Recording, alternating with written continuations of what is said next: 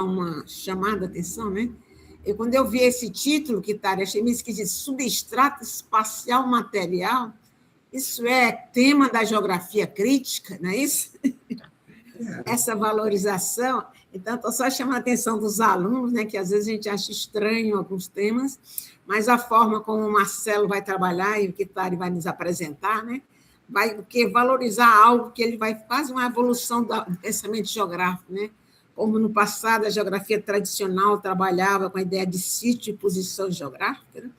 Tem um texto do Manuel Corrêa de Andrade que ele vai descrever as características de espaço geográfico. E é muito interessante, eu sempre passo para os alunos de regional, porque ele vai... a questão da observação, descrição.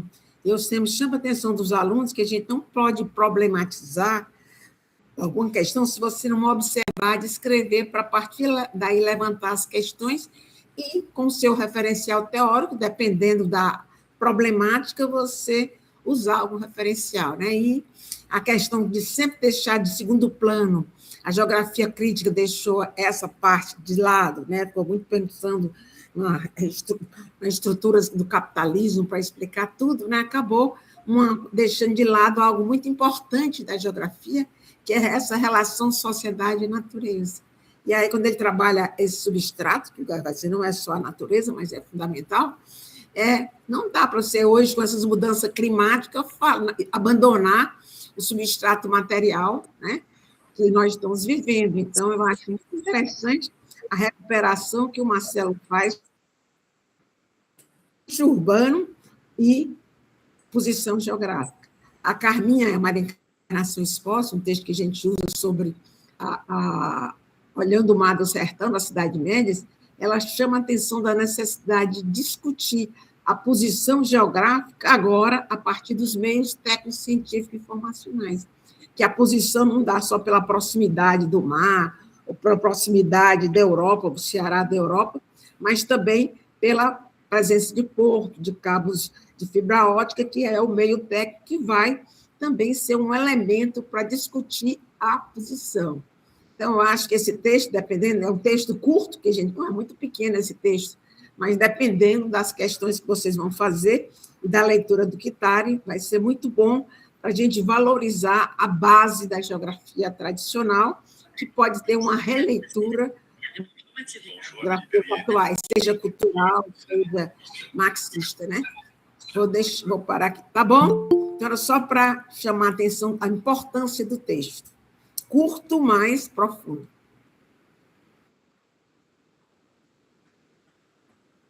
Agora é comigo. Obrigado, professora, pela introdução. Obrigado, Dailton, também pela apresentação que faz a meu respeito. Quero cumprimentar também a todos os colegas presentes na sala, alunos, colegas, todos são colegas, alunos também, né? E dizer que eu estou aqui para apresentar o terceiro encontro do nosso já habitual grupo de estudos, recordando que o ano passado o grupo de estudos tratou Natureza do Espaço de Milton Santos, foi um ano muito rico. Eu, particularmente, estava entrando no doutoramento em Geografia, aprendi muito durante o grupo de estudo, foi ótimo. E esse ano a gente está dando sequência com esse livro, também muito bom, né, do Marcelo Lopes de Souza, que é um geógrafo muito conhecido, muito importante no Brasil, contemporâneo. E eu, então, vou apresentar o capítulo 3, que é Substrato Espacial Material. Como a professora acabou de fazer referência, e também o autor vai fazer referência a isso, nós vamos ver mais tarde, é um conceito não muito habitual, não é?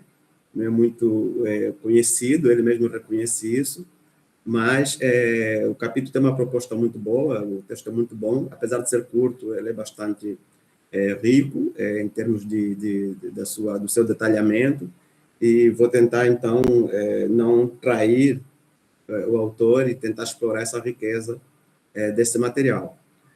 Pode passar, Dailton. Aos presentes, talvez precise explicar, eu não consigo fazer a passagem dos slides aqui, então o Dailton vai fazer para mim. E desde já agradeço pelo trabalho que vai ter e pela gentileza. Bom, então, eu tentei retomar um pouco, como estamos no terceiro capítulo, eu tentei retomar um pouco a introdução do texto, para exatamente tentar entender melhor, né? E acho que é fundamental nós voltarmos à introdução do texto para podermos entender o que ele vem discutir nesse terceiro capítulo. Então, recuando aí a apresentação do texto, eu decidi começar pela primeira pergunta que ele faz logo à introdução, que eu acho que é um ponto de partida excelente. E ele começa perguntando assim: o que são os conceitos, para que eles servem? Pode passar, David. Então, nesta apresentação, ele começa uma discussão, não é? Do que são os conceitos, para que eles servem, como é que eles devem ser compreendidos, de maneira muito didática, muito fácil de compreender, né? E também porque ele usa muitas analogias, muitos exemplos para tentar elucidar o seu pensamento. Então, ele afirma que, usando uma analogia de construção civil, ele afirma que os conceitos seriam como tijolos, não é? Tijolos, e que juntos, combinados, no caso, os tijolos com a argamassa, comporiam, então, o que seria a teoria, não é? A teoria seria, então, um conjunto articulado, coeso, através da argamassa, não é? Os conceitos seriam partes, unidades deste todo, mas que tivessem alguma articulação, e penso que ali a argamassa serve como elemento, como ambiente no qual estes fragmentos, estes conceitos ganham algum tipo de articulação. Pode passar. Então, ele vai afirmar, então, que os conceitos são unidades explicativas fundamentais, não é? Ou seja, é aquilo que, do ponto de vista de uma abordagem teórica, por exemplo, constituiria o núcleo, não é, da explicação científica. Mais ou menos, não é? Aqui, me ocorrendo um exemplo, talvez pensando numa célula, não é? Dentro do ambiente biológico. Seria aquela unidade micro, a partir do qual, sem o qual a estrutura não funcionaria. Bom, mas esse texto, ele é muito, uma das riquezas desse texto, é que ele é pequeno, mas ele é muito crítico também, não é? Então, ao mesmo tempo que o autor vai apresentando ideias, ele também vai fazendo crítica a algumas ideias, alguns pensamentos, algumas observações que ele traz. E em relação aos conceitos, ele chama a atenção que o conceito não é só uma palavra, não é? A noção de conceito não é uma palavra. E essa crítica que ele faz é muito pertinente, porque o conceito também é uma palavra da linguagem corrente, não é? Muitas vezes, o conceito é utilizado num sentido que não é propriamente um sentido científico, mas um sentido do senso comum. Então, ele é uma palavra que, em muitos casos, se confunde, não é?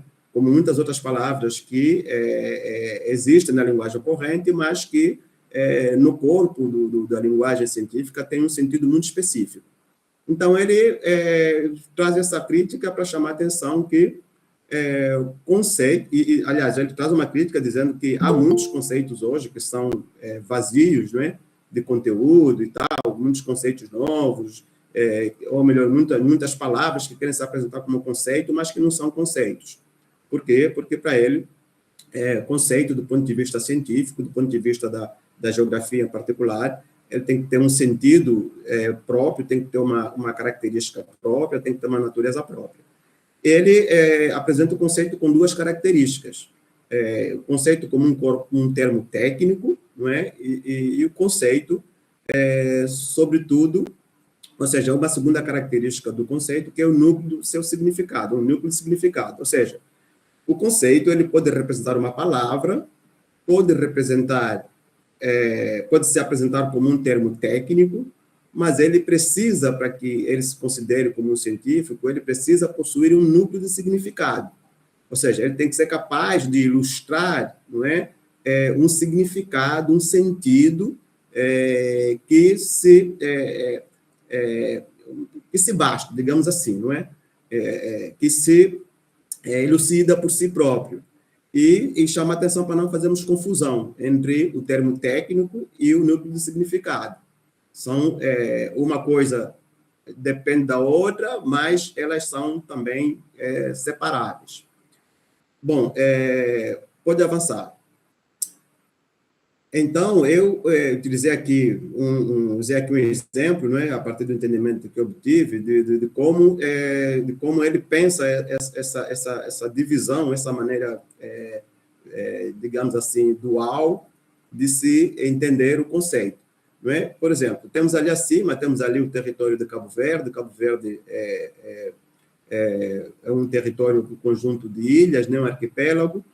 E território, nós entenderíamos como um termo técnico, não é?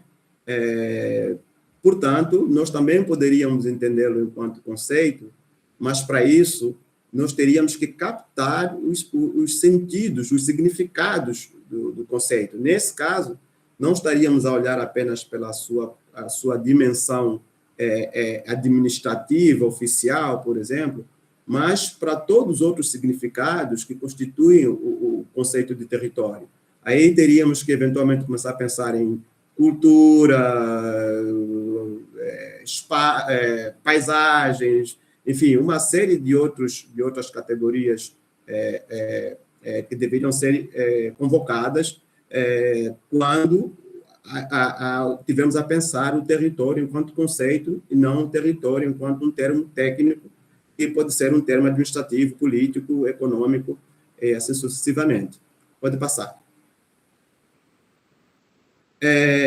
Uma outra crítica muito importante que ele também faz, que eu particularmente gostei muito, né, porque eu sou digamos assim, um estrangeiro na geografia, é exatamente as críticas que ele faz aos muros e às cercas entre as disciplinas, não é?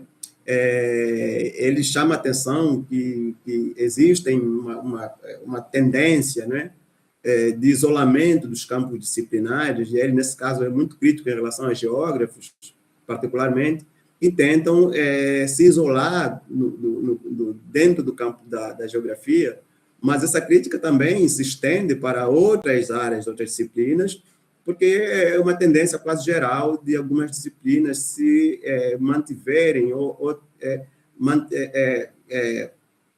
apresentarem uma tendência ao fechamento em si mesmo.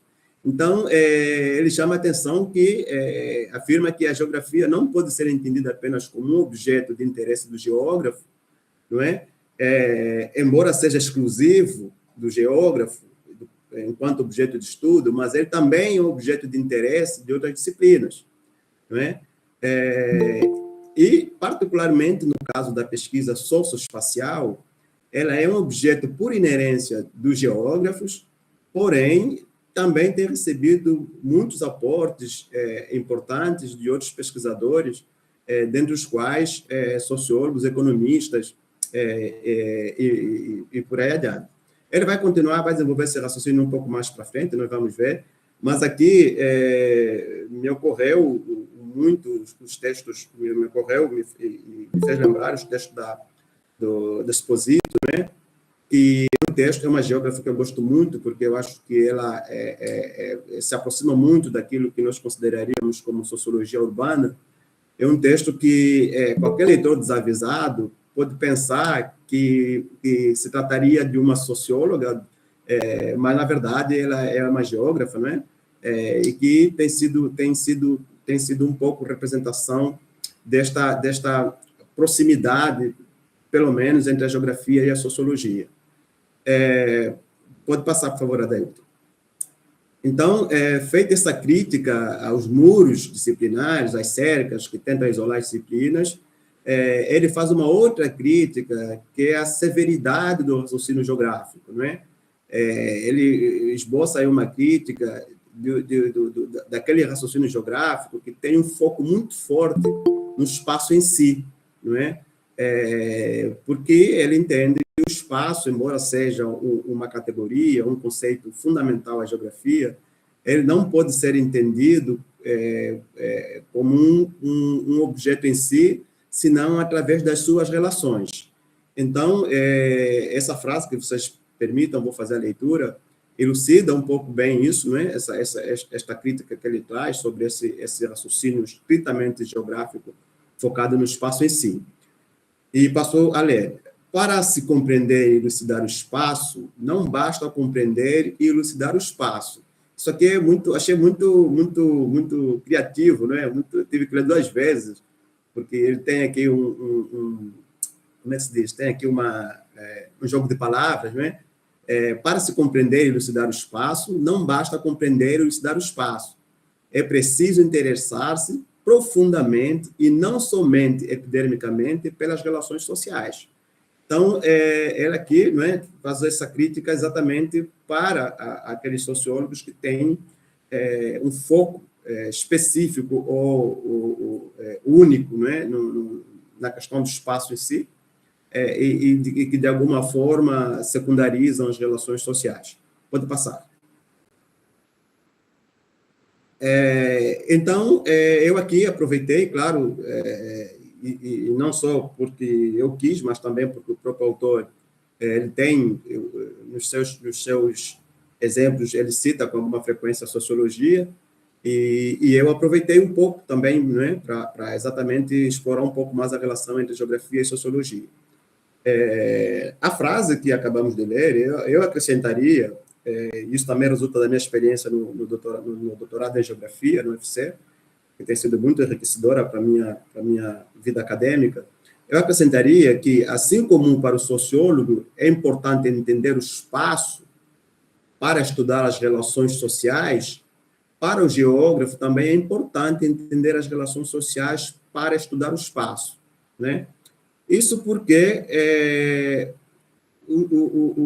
isso significa que não basta entender as dinâmicas sociais de um determinado espaço. Isso são o pensamento do autor, não é? Eu estou aqui a parafrasear. Pressupõe considerar as dinâmicas sociais como elementos constitutivos do espaço geográfico, como, aliás, me parece ser uma defesa da geografia crítica, não é?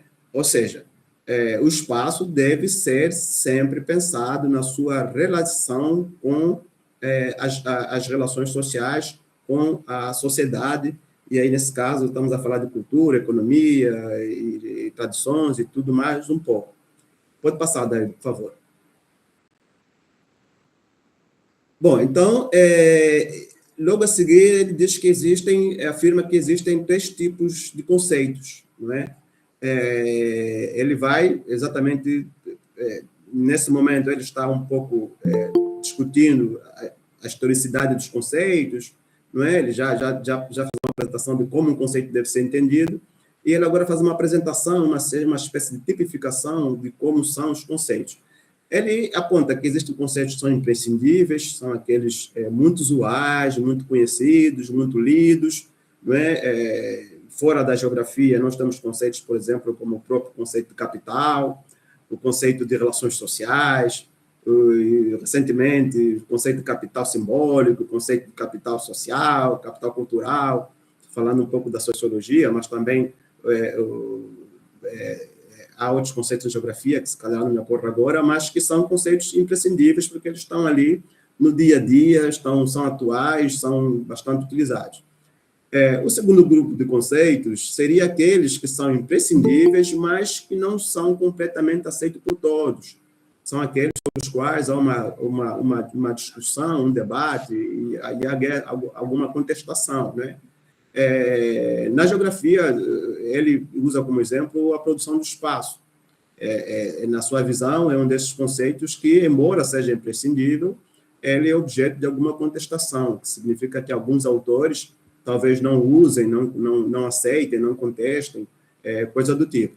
Nós temos, na sociologia, temos alguns conceitos que também são bastante discutidos, embora sejam bastante conhecidos, bastante divulgados, bastante utilizados, inclusive os conceitos, alguns dos quais que eu acabei de fazer referência, como, por exemplo, o conceito de poder simbólico, criado aí por Pierre Bourdieu, que é um conceito muito usual, todo mundo conhece, mas que existem muitos sociólogos que contestam a sua legitimidade, a sua aplicabilidade, enfim. Então, seria esse segundo grupo de conceitos. Nesse segundo grupo, também estariam aqueles conceitos que não são conhecidos pelo seu termo técnico, não é? São conhecidos de outras formas. E aqui ele, propositadamente, entra para dizer que o conceito de substrato espacial material se enquadra nesse grupo de conceitos, porque ele é um conceito que ele não é conhecido como tal, como substrato, mas depois daqui a pouco vamos ver como é que ele, como é que, no final das contas, ele nos surpreende, porque à primeira vista parece ser um conceito novo, mas não é novo. Ele apenas não é conhecido pelo termo técnico que Marcelo de Souza usa. Ele mesmo diz isso. Ele, inclusive, diz que eu comecei a usar esse conceito desde a década de 90, não é? Propositadamente, mas ele é similar a um outro conceito que nós vamos ver daqui a pouco. Bom, então, este seria um segundo grupo de conceito que ele coloca. Dentro desse segundo grupo, há também os conceitos relegados ao esquecimento, não é? São aqueles conceitos que praticamente deixou-se de usar. Caiu no esquecimento, embora não tenham sido invalidados, eles não são usados porque os pesquisadores simplesmente se esqueceram dele. E depois, por fim, tem os conceitos que são pouco conhecidos, pouco usuais. Ou seja, são conceitos que não se usam mais, são exatamente por isso que são poucos conhecidos. No fundo, o que ele quer aqui demonstrar, não é? Ou seja, o grande argumento que ele tem por detrás dessa tipificação de conceitos é que os conceitos são sujeitos a mudanças do contexto. Né? Mudanças de contexto, quer dizer, no tempo, no espaço. Os conceitos não são iguais o tempo todo, em todo lugar. Isso me fez pensar, de fato, para mim foi muito fácil compreender, porque, como eu estudei em contextos geográficos muito diferentes, eu observo isso, não é? Eu estudei no Brasil, estudei em Angola, estudei em Portugal. E eu observo isso, que há certos conceitos que são muito comuns no Brasil, mas que não são tão usuais em Portugal, não são tão usuais em Angola, e aí nós, particularmente os professores aqui em Angola, como somos de matizes formativas muito diferentes, alguns se formaram no Brasil, outros em Portugal, outros na África do Sul, Inglaterra e um pouco por todo o mundo, nós temos esse conflito de exatamente cada um tentar defender o melhor conceito para as coisas. Não é? Exatamente porque nós viemos de lugares muito diferentes, cada um traz conceitos diferentes para tentar abordar as mesmas coisas. Então, para mim, foi, de certa forma, fácil compreender isso que eu estava dizendo, né? Dessa mudança, essa tendência dos conceitos estarem sujeitos a mudanças do contexto e a mudanças do tempo. Então, do ponto de vista do tempo, o conceito pode, ao longo de um determinado percurso, ir perdendo validade e caindo para o esquecimento e perdendo potência, assim como outros conceitos podem vigorar e vir se tornar imprescindíveis, bastante usuais, bastante conhecidos. Pode passar daí, por favor. Ok, obrigado. Então, aqui é o momento em que ele, então, revela que, no final das contas, o substrato espacial material não é nenhuma novidade, simplesmente, aqui simplesmente entre aspas, é um uso propositado que ele faz desde a década de 90, exatamente para pensar o que usualmente ou genericamente é conhecido como espaço geográfico na sua materialidade, não é? Então, ele faz exatamente essa comparação. Substrato espacial ele diz que em alguns momentos ele é semelhante e complementar ao espaço geográfico na sua materialidade. Pode passar. Pronto, então aqui agora tem aí a sigla, né, que é o substrato espacial material. Agora, então, ele se propõe a explicar, não é, o que é que, de fato, é o substrato espacial material, e, para isso, ele se remete a categorias, digamos assim, tradicionais da geografia, para dali esboçar ou seja, uma explicação, um raciocínio. Então, ele diz que é mais ou menos assim: para entendermos o substrato espacial material, nós temos que voltar a olhar para sítio, ambiente construído e posição, que são três conceitos bastante comuns e conhecidos da geografia. E aí, sítio, como todos vocês devem saber, não é? Todos, ou pelo menos a maior parte dos geógrafos ali, não é? Teria a ver com ambiente abiótico, topografia, e seria algo bastante discutido pela geografia clássica aí no século XIX, início do século XX. E um outro conceito que ele propõe é, então, o ambiente construído, como um ambiente que já não é o sítio, não é? Mas é o sítio, ou melhor, mas que se dá sobre o sítio, ou seja, aquilo que surge construído em cima do sítio, o que ele chama de materialidade socialmente construída, ou seja, há uma materialidade que é o sítio e há outra materialidade que é socialmente construída, né, que é o ambiente construído.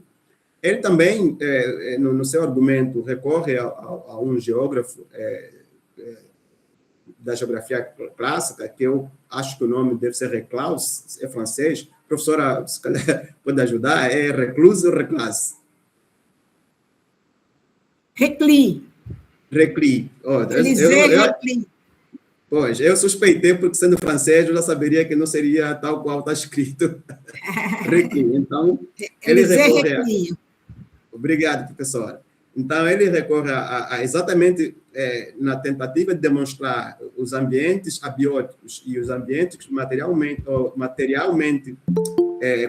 melhor, ambientes socialmente construídos. Ele recorre a Recli para exatamente demonstrar como é que Recli, já no passado, pensava estes dois ambientes. E o Recli, segundo o Lopes, chamava de natureza primeira, ou seja, aquela natureza que é o sítio ainda não transformada, e natureza segunda, que seria a natureza transformada, não é? A natureza socialmente modificada. Uma terceira categoria é posição, que ele não explora muito. Eu também não vou me alongar nisso, mas ele também coloca, mas posição é exatamente aquele conceito que tem a ver com o posicionamento geográfico dos sítios, dos ambientes, em escala global, as escalas, essas coisas que os geógrafos conhecem bem. Pode passar, por favor, Adélio. Bom, então, essa frase a seguir, ele, de alguma forma, fecha esse raciocínio, né? E eu peço a permissão para fazer a leitura. O substrato espacial material compreende, teoricamente, ambas as facetas, a da natureza primeira e a da natureza segunda.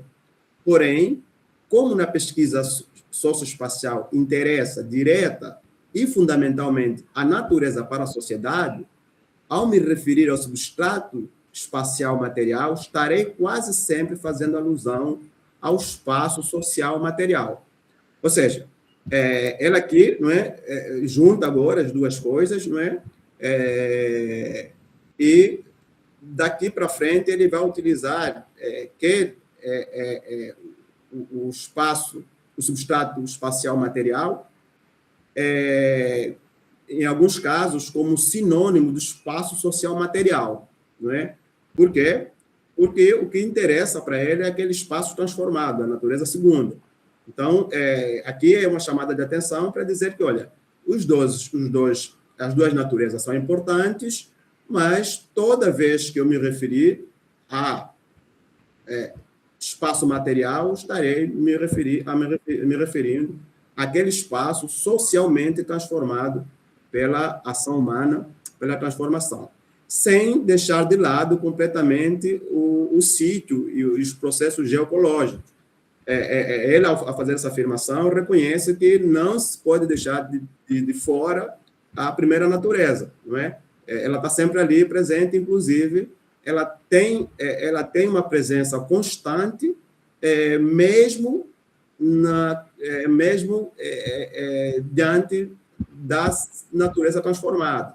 Ou seja, o sítio, enquanto paisagem física, se assim posso dizer, ela se impõe, ela é permanente, ela está sempre ali e ela interage também, ela não deixa de existir. E para reforçar isso, esse argumento, ele faz uma breve alusão dos desastres naturais, como é que eles são uma combinação dessa natureza primeira com a natureza segunda, não é? Então, assim, a natureza segunda provoca uma ação sobre a natureza primeira e vice-versa. Pode prosseguir, por favor, Adélio. Bom,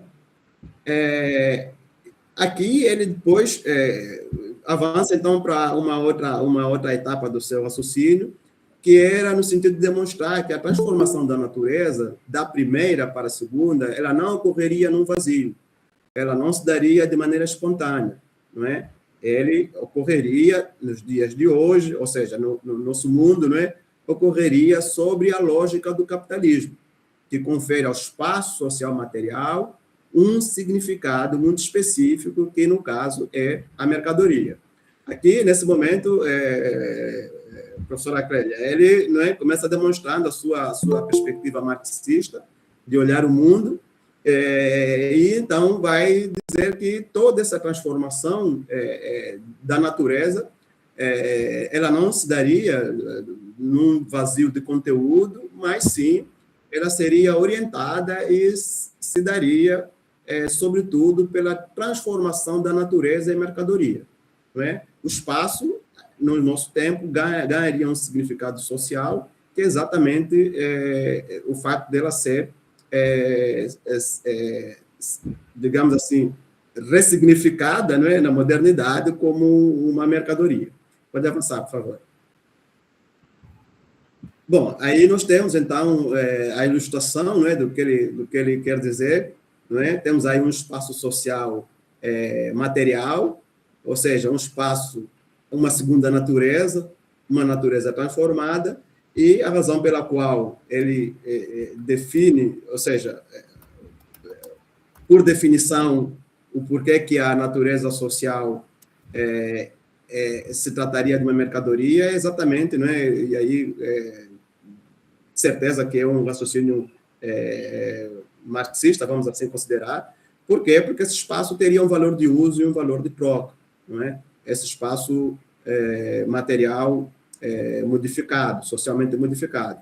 O espaço social material é, por definição, então, uma mercadoria. Pode continuar. Bom, aí uma chamada de atenção importante. O espaço social material não é e nem resulta de processos unicamente econômicos, porque, veja, é normal, é natural que, ao falarmos de capital, de mercadoria, sermos induzidos a pensar no raciocínio econômico, e ele chama a atenção que não é unicamente orientado por processos econômicos, mas estas transformações também podem resultar de processos culturais, políticos, simbólicos, ou ainda pela combinação destes todos os elementos. Do meu ponto de vista, é quase sempre a combinação desses elementos, não é? Ou seja, hoje em dia, nós sabemos que o próprio capitalismo também tem uma apropriação cultural muito forte, não é? Haja vista a questão do turismo e todos os outros empreendimentos que acabam sendo disfarçados na lógica do capital, não é? Então, é a promoção do turismo que aparece como o motivo de modernização das cidades e tudo mais, e a lógica, e o próprio lucro, a lógica do ganho fica subentendido, né? Então, seguindo o que o autor diz aí, eu corroboraria, reiteria essa lógica, né, que são processos múltiplos que vão exatamente orientar a transformação do espaço. Pode continuar, por favor. Então, continuando, se a transformação da natureza ocorre sob a égide do capital, né, o autor foca também no papel... Só uma questão, Kitane. Por favor. Você chamou a atenção muito que o autor, né, na perspectiva marxista, é isso? E aí você Sim. vai vendo essa mudança ao longo do texto. Não que ele abandone a perspectiva marxista, mas eu me lembro disso, que eu senti isso na França, né, que eu cheguei marxista radical. E lá meu orientador era muito na perspectiva da geografia cultural, geografia histórica, e aí você mesmo falou, né, que o próprio turismo se apropria da cultura para vender, né? Seja a questão do idoso agora, que é uma grande mercadoria, dos negros, né, da maquiagem, então tudo isso que era cultural, hoje passa a se transformar em mercadoria. E é muito interessante como ele, voltando um slide anterior, né, Daí, ele chama atenção para esse detalhe, né? Que os processos culturais, políticos e simbólicos, a combinação de todos eles, que aí às vezes a gente tende na geografia, não, é da geografia cultural, não, isso é da geografia econômica, não, é da geografia das religiões, não, é da geografia física. Então, a gente compartimenta a ciência, mas compartimenta o próprio estudo geográfico, como se fosse possível fragmentar a realidade em janelinhas, em quartinhos, né, e que a gente vê que há complexo. Então, quando a gente vai amadurecendo, né, que eu fiz ao longo, saindo da geografia marxista da França, a geografia francesa, cultural e histórica, no auge da representação, então a gente vai incorporando. E, ao mesmo tempo, a gente pensa, será que a gente tem que negar tudo que aprendeu? Ou esse conhecimento vai ser acumulativo? Será que tem que negar a geografia crítica para poder adentrar na geografia cultural?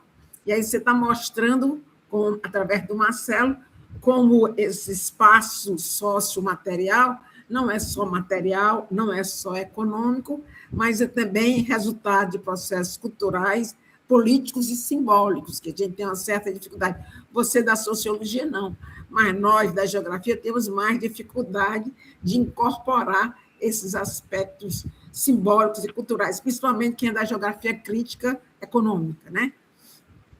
Desculpe aí a intervenção, mas só para acordar os alunos, para lembrar essas questões, né, que a gente radicaliza, divide.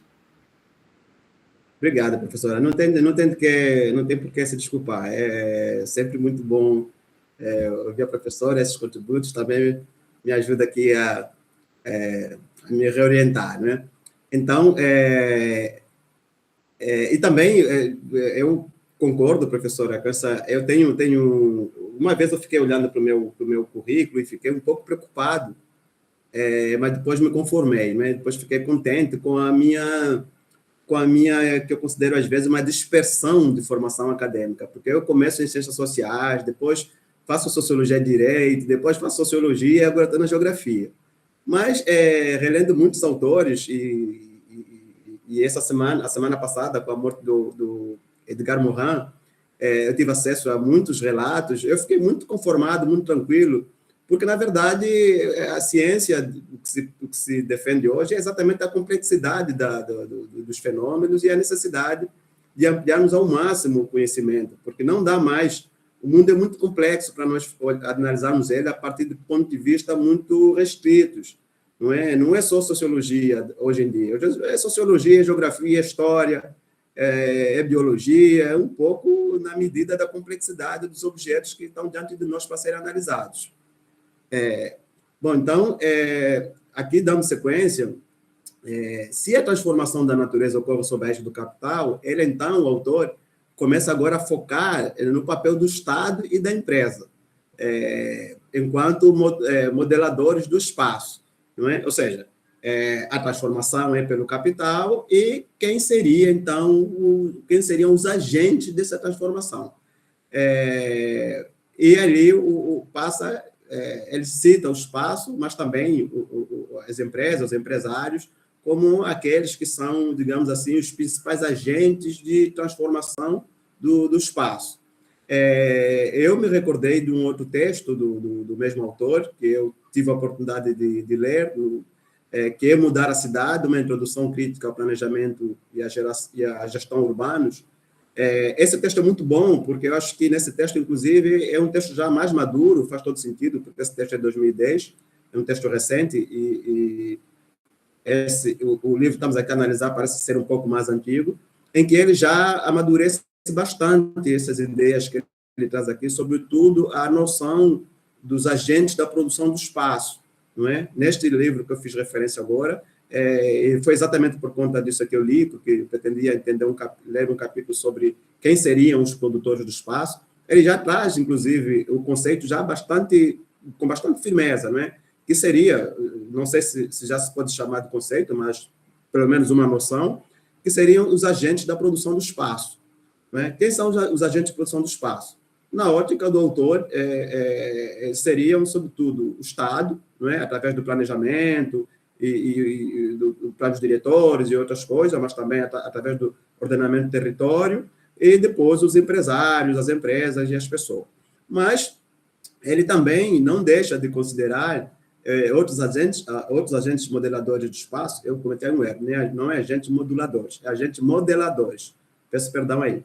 Existem outros agentes modeladores do espaço que são as pessoas, de modo geral. E aqui uma ênfase para a periferia, a maneira como as periferias se erguem, se constroem, não é? Elas também acabam por modelar o espaço urbano e, como tal, também, ou seja, fora do estado das empresas, as pessoas também são, de alguma forma, agentes produtores ou agentes da produção de espaço. Ele faz, nesse momento, algumas comparações, traz algumas ilustrações em relação às periferias, ocupações urbanas, as ocupações de espaço rural, como o MST, etc., para demonstrar exatamente como é que outros agentes fora do Estado e das empresas também contribuem para a produção de espaços. Pode continuar, por favor. Na sequência, nós temos ali a produção social do espaço, em que temos os principais agentes, o Estado capitalista e outros agentes, não é? E aqui, nesse momento, ele traz duas expressões, e agora para caminhar para o final, mas eu peço a você mais um pouquinho de paciência, estamos já no fim. Ele traz duas expressões, que ele mesmo chama como expressões, não são conceitos. Eu gosto muito de ter atenção a isso, exatamente porque, a dada altura, nós pensamos que tudo é um conceito, né? Nem tudo é um conceito. Há coisas que são noções, há coisas que são termos, há coisas que são expressões, e ele deixou muito claro lá no início o que é um conceito. Então, um conceito tem uma maturidade, tem uma historicidade, tem toda uma legitimidade para ser chamado de conceito. Ele traz aqui, apresenta duas coisas que ele chama de duas expressões, não é? Uma que é a refuncionalização e a outra que é a reestruturação. Não é? Isso olhando para um espaço em transformação ou olhando para a transformação do espaço. Porque, na ótica do autor, o espaço se transforma de modo contínuo, de modo dinâmico. Aliás, faz todo sentido, não é? É dialético, é a natureza do movimento. Então, o espaço está sempre em movimento, ao longo de um processo histórico, recorrente, em diferentes escalas. E aqui ele traz essas duas expressões para dizer o que pode ocorrer mediante, ou melhor, em face das transformações do espaço. Uma coisa que pode ocorrer é a refuncionalização, não é? Através de novas funções, de novas formas espaciais aos objetos geográficos. Aqui também nós conseguimos facilmente compreender isso, não é? Ou seja, nova função, né? Isso ocorre muito, sobretudo, nos processos de reurbanização, tem essa questão do turismo e tal, os shopping centers, não é? Uma vez construído um novo shopping, não é? Aquele ambiente, vamos assim chamar, aquele espaço, passa a ter uma outra função, que não a função anterior ao shopping center, não é?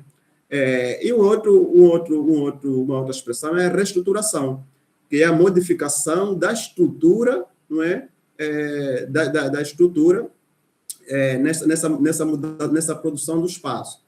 Aqui ocorre, por exemplo, podemos pensar, por exemplo, da transformação da cidade do campo para a cidade, não é? Há uma reestruturação, uma modificação da estrutura, uma modificação espacial, e que pode, em alguns casos, gerar uma refuncionalização ou não, não é? Ele deixa isso claro. Nem toda reestruturação vai resultar numa refuncionalização. E nem toda refuncionalização decorre de uma estruturação. Aqui é um raciocínio que ele estabelece, eu talvez não consiga colocar com bastante precisão, mas no texto é muito claro, e porque ele usa muitos exemplos para demonstrar como é que ocorrem essas refuncionalizações e essas reestruturações. Pode passar daí, por favor, mas acho que daqui a pouco, com os exemplos, vamos conseguir explicar. Pode passar também, porque isso eu acabei de falar agora, não é? E aqui tem uma frase que, se calhar, vai no momento seguinte do texto. O espaço material, com suas construções, com sua infraestrutura, exerce uma espécie de inércia dinâmica, expressão de Milton Santos, 1968. Em outras palavras, uma vez produzido dessa ou daquela forma, o espaço material condicionará as relações sociais, as atividades e os processos posteriores. Aqui o conceito de rugosidades de Milton Santos, que ele inclusive cita, que para nós também já é bastante familiar, que é aquela ideia segundo a qual, não é, as estruturas deixam marcas no território e passam a orientar as relações sociais futuras dadas naquele novo espaço. Ou seja, nada desaparece para sempre, né? Há sempre ali um vestígio do passado que pode continuar a orientar o presente. Então, mas aquele recupera agora, o substrato material, ele tem uma dimensão, não é? Lembra-se quando ele fez aquela divisão do sítio e do espaço construído? Para ele, são as duas coisas. Neste exato momento, neste preciso momento, ele retoma o substrato material mais no sentido de sítio, não é? Como algo que condiciona as relações sociais pela sua materialidade. Ou seja,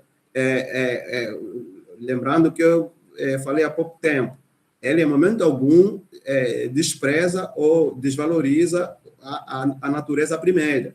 A natureza primeira está presente, é a paisagem, é o solo, são os aspectos geológicos. Então, ele diz que esse substrato material, desse ponto de vista, do ponto de vista de sítio, ele condiciona as relações sociais pela sua materialidade. E aí ele usa os termos, pode facilitar, pode bloquear, pode atrair. Os exemplos que ele utiliza são muito interessantes. Ele, por exemplo, faz uma referência a uma montanha, não é? Uma montanha é um substrato material que pode tanto atrair uma cidade, como pode repelir, pode atrair para uma cidade, como pode repelir para uma cidade.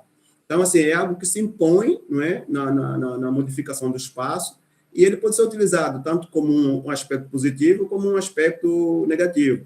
Isso, para nós também, estudamos geografia no dia a dia, é muito fácil de entender, não é? Porque nós sabemos, por exemplo, que em determinados contextos, as montanhas ganham um valor de mercado maior. A praia, que eu aprendi muito com vocês ali no Ceará, né, que antigamente era coisa dos pobres, hoje virou coisa dos ricos, não é? Então, veja como é que ele é um substrato material que está ali e que, pela sua materialidade, ele atrai, né? Mas há outros substratos também que, pela sua materialidade, ele afasta, ele repele ou ele bloqueia. Pode continuar, por favor.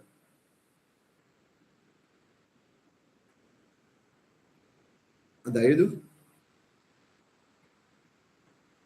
Obrigado. E aqui, então, a pergunta clássica da professora Clélia, que eu já me antecipei. Como contribui para a minha pesquisa?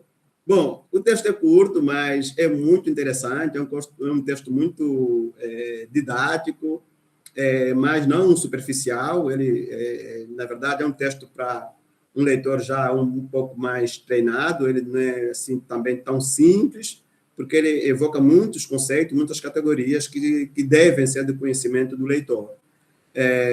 Para mim foi muito bom, foi muito interessante, conjugou com outro texto que eu fiz referência há pouco tempo, do mesmo autor que eu já li, e eu acho que para a minha pesquisa fiquei muito mais animado em trabalhar com o conceito de agentes da produção do espaço, né? Sobretudo olhando para o papel das elites ligadas ao aparelho do Estado e o setor empresarial, no caso do meu contexto de estudo, do meu país, da minha cidade, Luanda, não é? Fiquei muito atento ao que ele chama, como é que ele constrói e como é que ele atribui, quer nesse texto, quer no outro, como é que esses agentes de produção do espaço agem, se utilizam. O Estado, por exemplo, é muito abstrato, é muito discreto, porque o Estado é uma abstração. Entender o Estado como um agente da produção do Estado, do espaço, é um pouco complicado, mas eu, nas minhas pesquisas, fui entendendo que o Estado não pode ser entendido sempre no sentido abstrato, não é? O Estado é composto por pessoas, por grupos políticos que, de alguma forma, têm seus interesses ali viabilizados pelo Estado. Um plano diretor nunca é um plano abstrato, mas é um plano de interesse de pessoas, de políticos, de moradores. Então, o Estado tem que ser entendido nesse sentido. O conceito, a expressão refuncionalização e reestruturação, para mim também é interessante, eu vou ler com mais atenção, porque me ajudariam a pensar um pouco o meu campo, as questões que eu estou tentando desenhar para a minha tese. Passa para o seguinte, por favor, Adélio. E aí eu já mostro, né, para entenderem o porquê que é importante essas duas expressões. Eu estou desenhando, né, planejando fazer as minhas pesquisas em 2 municípios daqui de Luanda, da minha cidade, capital de Angola. Aí a vossa esquerda, eu acho que a vossa direita, vem os blocos, são prédios, não é? Isso aqui são construção de novas cidades, e do lado oposto temos aí uma imagem do Google Meet que o que eu quero representar ali é exatamente a emergência, ou melhor, o processo de expansão urbano sobre territórios camponeses. E é onde é que entram os agentes produtores do espaço. Obviamente, entra na questão do planejamento urbano, na questão dos interesses imobiliários, na questão da promoção de investimento privado e público na habitação. Mas a minha grande inquietação, digamos assim, acadêmica, pesquisa, é exatamente tentar entender o processo do ponto de vista de uma ocupação e um uso do solo sobre um solo anteriormente ocupado. Por quê? Porque essa região toda sobre a qual a cidade se expande é uma região camponesa. Eu considero como um território, inclusive porque ele era predominantemente ocupado por um grupo étnico-linguístico de Angola, que são os quimbundos, e por ele ser um território já, de alguma forma, que tinha uma forma de uso e de ocupação, eu, então, tento entender na ótica de uma territorialização sobre um território já existente. E aqui entender o papel dos agentes de produção do espaço, os empresários, quem são esses empresários, qual é a lógica do Estado, qual é a lógica da expansão, quais são os tipos de empreendimentos. Para mim, vai ser importante pensar com essas categorias, com algumas dessas categorias que o autor apresentou. Pode passar, por favor. Bom, também, enquanto lia o texto, eu fui pensando também no nosso contexto, não é? Eu tenho aprendido muito no Ceará com o processo de urbanização, da reestruturação urbana, e tenho sempre pensado construído as imagens, né? Olhar para Fortaleza, por exemplo, e olhar para a cidade de Luanda. A nossa cidade, no capital, também tem passado por um processo de reestruturação urbana, de uma cidade colonial que tinha outras funções no período colonial, não é? E que, neste momento, também ganham outras funções a partir da reestruturação. Não é? A cidade colonial era sobretudo uma cidade portuária para comércio de escravizados e tudo mais, que, na sua reestruturação mais recente, nos últimos 20 anos, ela vai exatamente ressignificando, não é? E assumindo novas funções, dentre as quais a atração do capital financeiro, não é? Então, tens uma cidade moderna e tal, e é exatamente o centro do capital hoje em Angola. Também tem a questão das amenidades, exatamente a questão do turismo e tudo mais, uma Bahia bonita e tudo mais. E do ponto de vista imagético, também é uma produção simbólica muito importante, exatamente para produzir uma outra imagem do país, da cidade, e colocando, então, Luanda como uma cidade, pelo menos a nível de África, como uma das cidades modernas, em crescimento e tudo mais que a gente possa imaginar, tal como em outra escala, em outra dimensão, ocorre, por exemplo, com Fortaleza. A construção de novas cidades também é interessante, como eu acabei de fazer referência, ocorre sobre espaços, sobretudo camponeses, novas estruturas, novas funções. Mais uma vez, o papel dos agentes da produção do espaço urbano é extremamente importante para pensar esses processos. Com isso, eu termino. Pode passar para o seguinte. Muito obrigado. Ngasakidila, agora falei em Quimbundo, língua dos meus pais, que é o Quimbundo, do grupo étnico também chamado Quimbundo. Muito obrigado. Devolvo a palavra ao Adaildo para darmos sequência aqui ao nosso... Só eu sou metida, né? Deixa eu só perguntar uma coisa, Kitari, antes do Adaildo coordenar aí os debates. Essa área que está sendo ocupada, né? Os territórios camponeses, você disse que tinha no entorno da cidade, são de suas origens? Sua família, como é que você diz? Nós... da comunidade, que muda, não é? Exatamente. Nós somos... em Angola, nós temos 9 grandes grupos étnico-linguísticos que são subdivididos em vários outros grupos, chegando à ordem de 109 subgrupos.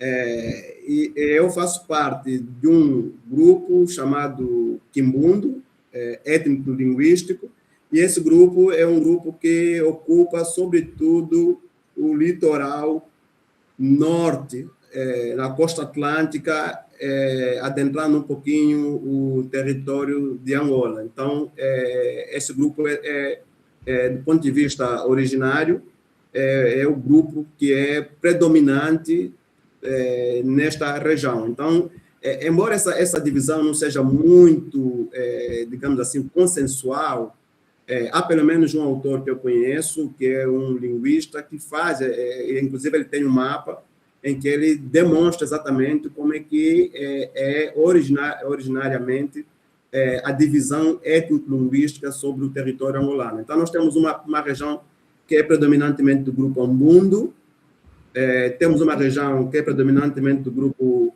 Bakongo, que é um grupo mais ao norte, inclusive é um grupo que também está na fronteira norte, no Congo Democrático, e temos o grupo Chope, mais ao nordeste, na fronteira com o Congo também. Então, embora tivesse havido nos últimos 100 anos, vamos assim dizer, uma grande mobilidade dos povos, há uma demarcação em termos de predominância de grupos. Vou tentar explicar de uma outra forma. Por exemplo, nesta região que nós estamos, Luanda, a língua nacional predominante e de origem é o Quimbundo. Quando vamos ao centro do país, a língua predominante originária é o Umbundo. E sucessivamente assim. Quando vamos ao norte, temos o Chokwe, e quando vamos ao sul, temos as línguas Nhaneca e tal, que são línguas mais próximas também, mais parecidas com a da Namíbia, por aí afora, não é? No fundo, são não é, as marcas dos grandes grupos étnico-linguísticos que existiam nessa região, que, apesar da colonização, eles estão presentes, eles informam lógicas de ocupação, eles delimitam territórios, e por aí adiante. É claro que o Estado passa por cima dessas todas as lógicas, não é?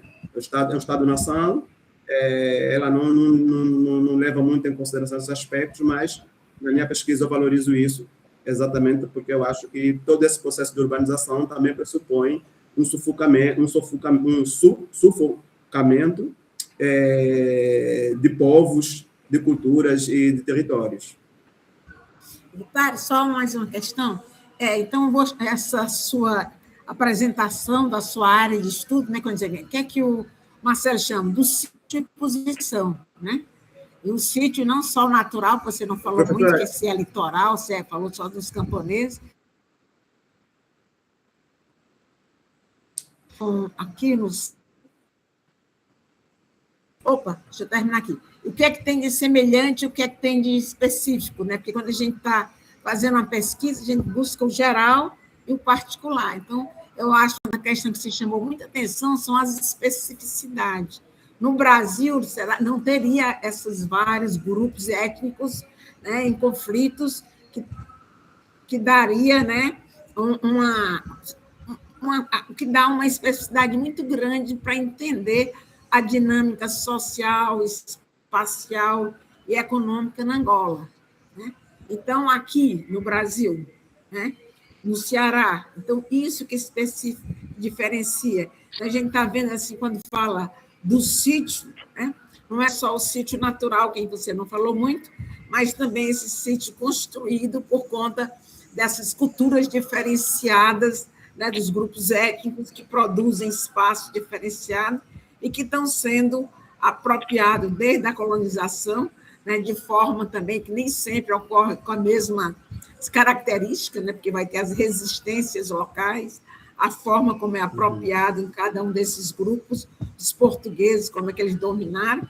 E hoje, quando você fala da expansão da cidade para esses grupos, né, será que isso ocorre da mesma forma em outras cidades angolanas, que seja no seu entorno, tenha outros grupos étnicos, né? Então, só que eu queria só chamar a atenção, que você é sociólogo, e nós, como geógrafos, temos uma tendência de sempre enfatizar o sítio natural, como ele falou, mas o sítio construído, que foi construído não só pelos os grupos étnicos africanos, mas também pelos portugueses, e agora, com a globalização, estão cada vez mais outras interações, né? Então, nesse sentido, né? Outra questão, que é os dois conceitos que chamam a atenção, além daqueles que você já tratou, é o sítio e posição, né? Posição geográfica. Aqui em Fortaleza, uma das questões que a gente está dando muita ênfase é a questão posição geográfica. Fortaleza tem um porto mais próximo da Europa, da África, que é o Porto do Pecém, mais próximo do Canal do Panamá, né? Que tem a proximidade física, natural, e tem a proximidade dada pelo meio técnico-científico, pela infraestrutura portuária ou portuária, né? Os telecomunicações. Né? Que aí a questão da posição, que como a Encarnação Exposta chama, ela tem que ser repensada, não só... Você não abandona a questão de Fortaleza ser mais próximo em termos de distância da África e de Portugal. Tanto que as pessoas vêm pegar avião aqui, porque são 6 horas, Fortaleza, Portugal, né? Mas, em termos... E será que tem também algumas posições privilegiadas, Luanda, Angola, né? Tem uma posição que favorece essas interrelações internacionais em relação a outras cidades da África, né? Outras cidades portuárias, outras cidades. Então, é só levantando questões, Kitário. Não sei se não era bem o seu objetivo aqui, mas eu gosto de levantar questões, tá bom? Muito bom, professora, muito bom. Muito obrigado. Questões todas muito boas. Não vou conseguir responder a todas, enfim, também são comentários, né, que a professora fez, eu agradeço muito. Eu falaria um pouco, essa questão da posição geográfica é muito interessante, não é? Porque eu acho que, pronto, quando eu cheguei na UFC, o professor Queiroz, né, o Alexandre, que é o meu orientador, ele me propôs fazer um estudo comparativo para pensar Fortaleza junto e Luanda, comparativamente. Pronto, mas aí depois a gente acabou desistindo porque não haveria tempo, não haveria pernas para isso. De qualquer forma, eu pensei no assunto e eu acho que tem muitas coisas para serem pensadas, né? A posição geográfica de Luanda é tanto quanto importante e interessante como a de Fortaleza. É uma cidade litoral, ela está exatamente de vista para o Brasil, né? Está de frente para o Brasil, haja vista todo o tráfego triangular que ocorreu. Nas minhas pesquisas, eu encontrei muitas relações entre Fortaleza e Luanda, sobretudo sobre a égide da capitania de Pernambuco, na altura, não é? Porque eu fiquei curioso para compreender, para entender em que lugar Fortaleza ou Ceará se aproxima com a África. E é muito discreto, não é? É muito discreto porque a referência àquele período, ao período, o que vem muito à tona é Pernambuco, né? Mas Ceará fazia parte da capitania de Pernambuco. E eu encontrei alguns relatos que informam, inclusive, que houve, sim, um contato, um comércio muito forte entre Ceará e a costa africana, né? Só que isso precisa de uma pesquisa um pouco mais apurada, mais detalhada. Mas, tal como Fortaleza, Luanda é uma cidade que tenta tirar alguma vantagem da sua posição geográfica, porque ela está ali exatamente no final do continente, ou seja, no Atlântico Sul. Tanto é que é uma cidade que tenta se projetar, por exemplo, como um hub internacional para a região africana, exatamente porque, como ela está no litoral e numa posição ao sul do continente, ela se projeta como uma cidade que vai fazer ligação com todo o continente africano. Por exemplo, nesse momento, nós acabamos de inaugurar um aeroporto internacional que tem ambições de ser o grande, maior aeroporto de África e que vai, então, permitir grandes conexões aéreas entre o resto do mundo e o continente africano. O nosso projeto de internet, né, o CAB Angola, que está aí em Fortaleza, também é um desses projetos ambiciosos, porque nós acabamos por ser a ponte da conexão de internet, uma das pontes de Fortaleza para a África, né? Como a professora acabou de fazer referência, Fortaleza tem essa grande particularidade de ser um ponto de ligação da globalização, né, por ser exatamente um ponto a partir do qual vários cabos de internet se espalham pelo continente africano, a Europa e a América, e um desses cabos vem para Angola. Então, nós também somos um grande fornecedor de serviço de internet, ou pelo menos pretendemos ser, internet de banda larga a nível da região de África. Então, tem essa questão também de realmente de se fazer valer da posição, né, do sítio geográfico, como a professora fez referência. É uma cidade que tenta se projetar com todos esses modelos globalizantes, né, globalizadores, com turismo, novas cidades, tecnologia e tudo mais.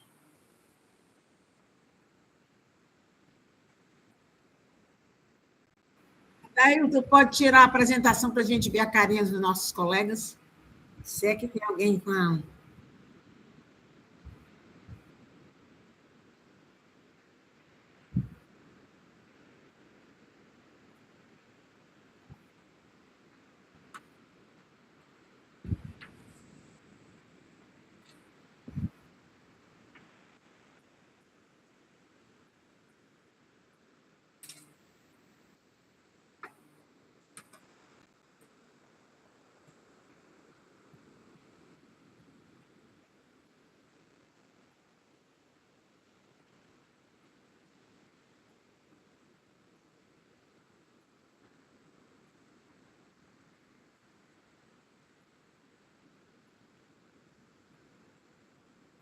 Estão tímidos. Olha aí, ó, que tal sair de Angola para falar para a gente.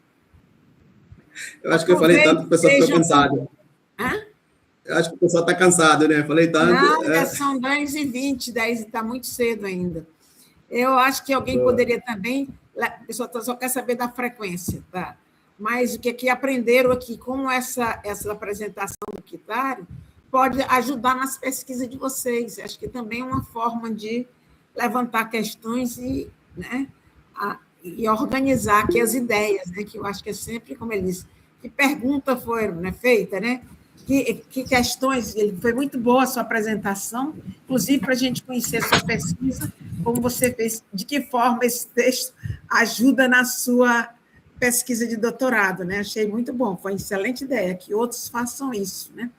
E que também, né, aí você pode ver que as outras pessoas que aqui presentes também podem aproveitar, né, e refletir sobre os seus objetos de pesquisa, levando em consideração as especificidades. Você vê que a especificidade cultural no seu é muito forte, né? Aqui pode ser a questão natural, pode ser a questão do semiaridez, né? Pode ser a questão do político, do econômico, do papel das elites. Então, cada um dos lugares, os agentes pode ser uma especificidade, a posição, a natureza. Então, cada um tem as suas especificidades que levam a, hoje, com a globalização, essa reestruturação produtiva, espacial, econômica e essa refuncionalização dos lugares. A gente vê o caso do Rio de Janeiro, né? Aquela região que foi toda refuncionalizada para atender o turismo e acabou excluindo a parte da população favelada que morava ali próximo ao porto, né? E hoje é uma área de turismo. Mas já tem 2 pessoas inscritas e eu já posso parar de falar para vocês não quererem ir embora. Pronto, bom dia. Foi muito boa a apresentação. Uma coisa que me abriu... Você diga de onde você é, para a gente só situar aqui para os colegas. Eu sou professor da rede estadual de ensino do Ceará, trabalho na cidade de Icó, mas sou residente em Palmirim, sou doutorando do próprio GEUVA do doutorado. E uma coisa que me abriu os olhos foi a questão da especulação imobiliária, a questão da urbanização, a questão que alguns locais devido à questão da urbanização e à exploração de alguns recursos estratégicos aqui na região do Centro-Sul cearense e no Alto Sertão paraibano, provoca uma alteração climática em relação à média da região, em relação ao clima da região como um todo. Alguns locais apresentam temperaturas muito diferentes da média regional e outros pela questão topográfica que ainda não foi explorada, e outras regiões que topograficamente deveriam representar a mesma temperatura ou próximo disso, sabe que não é igual, mas que poderiam ter a mesma questão climática, ter o mesmo índice climático, porém, por ter grande exploração ou devastação ou queimadas recorrentes, como limpeza de solo, que é a cultura das pessoas aqui da região, apresentam uma temperatura ou alteração muito significativa, principalmente na pesquisa que eu fiz no mestrado, que era relacionada ao clima, no doutorado se seguiu, e isso está se provando, ou caminha a se provar agora no doutorado, que é uma região maior, que envolve 3 estados, que é Ceará, Paraíba e Rio Grande do Norte, em algumas regiões.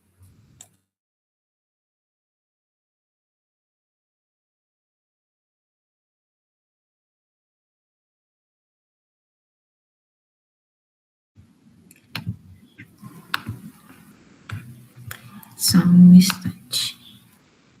Bom dia, eu sou Eduarda, eu sou da região da Zona da Mata de Minas. Eu fiz minha pesquisa de mestrado sobre produção espacial de acordo com uma perspectiva de classe social também, né?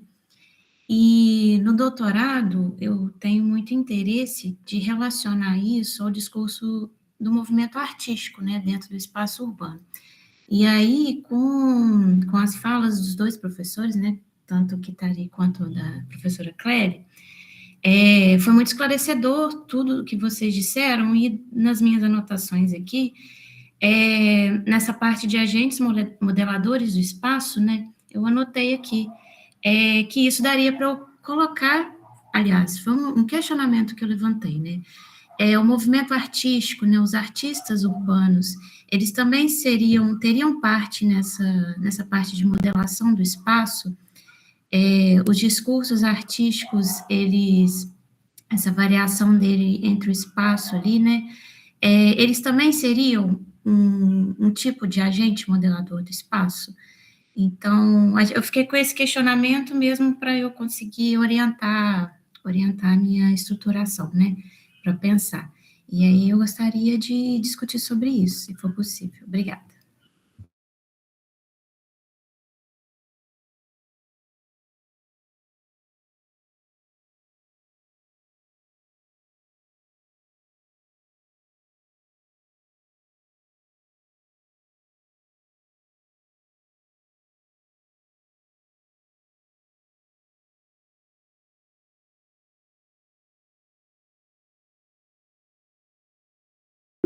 Tari, você que é da área das apresentações. Bom, Depois eu posso. Eduardo, né? Eduardo, fico contente, né, que a nossa conversa aqui tenha te dado insight. E eu acho que você acabou por se colocar uma questão muito interessante, né? Na verdade, eu acho que eu não me atreveria a responder, né? Até porque eu estou fazendo a apresentação de um autor, e ele, sim, tem bastante autoridade, e já agora sugiro que você leia também o outro texto dele que eu fiz referência, que é aquele Mudar a Cidade. Eu acho que ele vai te ajudar. Eu achei a tua pergunta muito boa como ponto de partida, não é? Seriam os artistas também agente da produção do espaço? Eu não sei, eu acho que é uma boa pergunta para a pesquisa. Eu acho que ela pode fundamentar bem o seu objeto de pesquisa, e pode ser que você traga aí uma contribuição exatamente para entendermos até que ponto vai, não é, a disputa pelo espaço, quais são os seus elementos. Aí estamos diante de um aspecto cultural, mas eu, do meu ponto de vista, na minha opinião, eu acho que poderia sim pensar, não é, artistas, quer artistas de rua, quer artistas não conceituados, como agentes, pelo menos, como que disputam, né, uma narrativa da cidade. Nós sabemos que, por exemplo, existe também, né, isso, de uma forma ou de outra, nós tomamos conhecimento que existe também uma disputa sobre narrativas, né, da produção cultural da cidade, né? O que é cultura, o que é arte, né? Onde pode fazer, onde não pode fazer. Isso também tem a ver com demarcação de sítios, de lugar, de territórios, tem a ver com o direito à cidade, penso eu. Então, eu acho que seria um bom ponto de partida essa pergunta, Eduarda. Então, eu acho que eu devolveria para você a pergunta, né? Para exatamente você investigar. Eu acho que acabou sendo bom. É uma pergunta muito boa que você faz, mas eu acho que você mesma vai ter que se interessar, incluir isso na tua pesquisa, né? Dá para pensar se realmente podem ser considerados, né, como agentes, pelo menos como agentes que disputam a narrativa do espaço, da produção do espaço, não sei. Professora Clélia. Essa questão da disputa da narrativa, né? A gente tem visto assim, dos monumentos dos bandeirantes, as estátuas de Stalin, sei lá, e outros que eram os heróis da pátria que acabaram sendo destruídos quando muda o regime, né? Então, será que isso são obras de arte? Os monumentos produzidos pelo Estado, será que isso eles não demarcam? E até a crítica, quando vão se destruindo, quiseram destruir aquele dos bandeirantes lá em São Paulo, né? E aí você vai vendo a narrativa, que é que você chamou minha atenção na sua área, como essa narrativa e como esses monumentos. Chega em Moscou, o que mais me impressionou foi as estátuas enormes nos metrôs, né, de mármore, e aí tinha a narrativa. Eram trabalhadores, eram camponeses que estavam sendo homenageando aqui. E, ao mesmo tempo, via as estátuas do Stalin, do Lenin, né, que eram outros heróis. E outra coisa que a gente vê, né, Eduardo, questão lá hoje, que é o artista brasileiro mais famoso, o Cobra, né? Então, tem lá no Rio de Janeiro, tem no exterior, e assim que o Dória, acho que assumiu, a narrativa dele era outra, ele mandou apagar um dos painéis, que gerou um certo protesto, né? Então, a gente vai vendo assim, né, que eu estou falando dos artistas de grande porte, reconhecidos internacionalmente.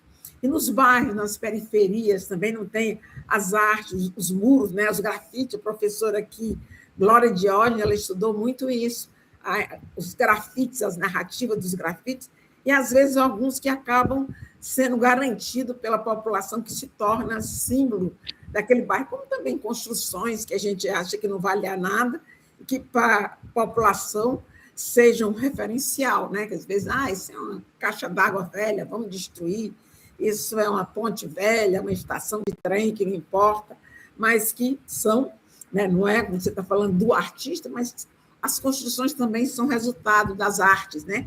Tanto que tem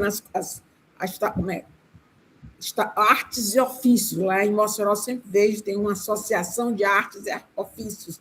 Era como se não existisse diferença entre arte e ofício, o ofício do pedreiro, o ofício do artista. Então, eu acho que é uma questão, o que é a arte, né? O que são os ofícios, também são artes, o que é uma arte estado monumental, o que é uma arte do bairro, da periferia, que hoje você vê a preservação das comunidades indígenas, das comunidades quilombolas, que a Adriane e o Jeová trabalham com a cartografia social, e onde, quando eles vão fazer essa cartografia com os moradores da região, vão dizer o que é importante para vocês. Para a população indígena, a casa do pajé, onde tem os espaços dos cemitérios, são elementos de referência, né? E aí você pode também levantar nas artes, né? Por exemplo, claro que tudo isso é arte, tudo isso é ofício. Eu não estou conseguindo separar a arte de ofício, mas você, como está estudando, e é da área, pode ter maior compreensão, mas eu estou só levantando questões, né? Como em cada bairro, em cada comunidade, cada referencial, em cada cidade histórica, são as artes, como essas artes, como diz o Milton Santos, eles geram a inércia, né? As rugosidades podem favorecer a permanência de alguns elementos, né, por conta da história, da tradição, do simbolismo, ou pode também ser destruído por conta da força econômica, né, que vai destruir. Tem um palácio no Rio de Janeiro, que ele foi a sede, não sei se do Senado, que foi usado na Exposição Universal lá de 1789, agora em Paris. Ele foi construído, ele foi transferido aqui para o Brasil, foi sede muito tempo do Palácio do Senado, e para abrir uma avenida destruíram e jogaram fora. Então, quando a gente vê, contando a história, acho muito esquisito. A reforma urbana do Rio de Janeiro, do Pereira Passos, destruiu o Morro do Castelo, expulsou as populações africanas. Então, como essas reformas urbanas, né, ela acaba, né, descaracterizando, destruindo um pouco a história, a cultura, e, como diz o Garcia, refuncionalizando, reestruturando os espaços, né, que é uma forma também de apagar as marcas. A reforma urbana de Paris, ele fala no texto, Marcelo, né, como a reforma urbana de Paris levou à reestruturação, à expulsão dos cortiços, das áreas, como o Rio de Janeiro também, né, que chama o Halcima Carioca, o Pereira Passos, reestruturando essas cidades que acabam também apagando a sua passado, a sua história, das comunidades tradicionais, né? E aí dentro também tinha arte, tinha cultura, né? Não sei, Eduardo, eu não sei, Dina, estou só inventando aqui, essa gente tem que fazer, fica levantando questões, mas deixo para você, se você tem alguma resposta para as questões que eu estou fazendo, porque eu só sei fazer questão, responder é com vocês. Pode falar, se você quiser, para esclarecer aqui. Não, eu espero ter essas respostas em breve, na verdade, porque são perguntas que eu estou levantando com a intenção de fazer a minha tese de doutorado, né?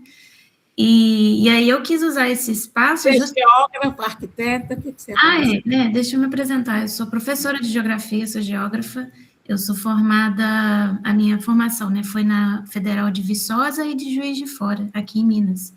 E aí agora eu atuo na educação pública, né?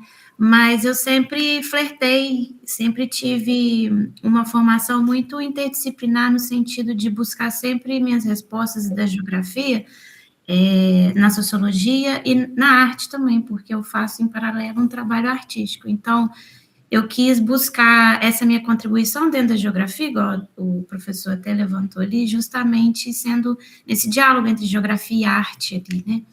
E eu fiquei até muito feliz de ver que essa minha questão, esse meu levantamento, ele tem esse aporte dentro da geografia como questões realmente a serem respondidas ainda, né? Eu acho que como pesquisador, e ainda mais quando a gente vai para o doutorado, a gente está procurando essa brecha mesmo, né? De tentar responder. Então, espero que daqui a uns anos eu consiga trazer a resposta também. Mas tudo que vocês falaram aqui, eu já anotei, que eu estou no momento, né, de organizar tudo. E aí, acho que enquanto a professora estava falando sobre essa questão, né, os discursos da época e como que tem uma reverberação também na produção artística, né? Porque quando a gente vê, por exemplo, essas esculturas de bandeirantes, né, que em determinado tempo foram aceitas, foi investido recurso para a construção daquilo, e que, de acordo com que a gente vai também construindo um pensamento de desconstrução, de paradigmas, né, vem o pensamento decolonial, e aí como que aquilo que era arte se torna um objeto obsoleto, né, porque já tem um discurso que não é absorvido mais pela sociedade. Então, eu acho que eu já estou no caminho de entender isso, como sim um modelador do espaço.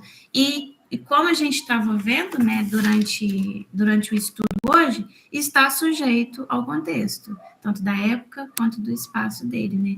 Então, acho que já me deu uma orientação muito boa aí para os próximos pontos para pensar. Muito obrigada. Eduardo, eu só tenho medo dessa história do contexto, você querer destruir a história com os monumentos que estão ali. Não, agora joga tudo fora.